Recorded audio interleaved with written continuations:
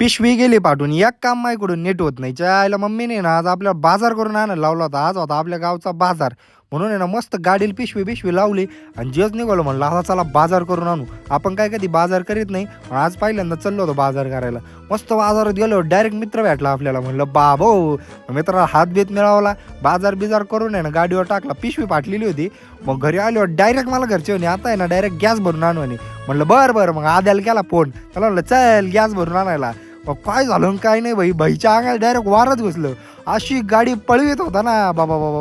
मग डायरेक्ट आलो गॅसच्या एजन्सी पाशी आणि मस्तपैकी बिल करून घेतलं. म्हणलं चला आता गॅस भरून घेऊ. तिथं गेल्यावर त्यांच्या मस्त गप्पा रांगल्या होत्या. म्हणलं बाबो गॅस बीस घेतला भरून आणि निघालो घरी. मग आहे ना घरी जाता म्हणे आद्या म्हणे आता आपल्याला खायचे वडे. म्हणलं चल मग वडे खाऊ. वडे खायला गेलो तिथं गुतूनच पडला असतो मी. बाबो म्हणलं चायला भाऊ आज का दिवस काय ना आपल्याला आहे ना चांगलं नाही. मग वडे बिडे खाऊन आहे ना डायरेक्ट घरी आलो. म्हणलं बरं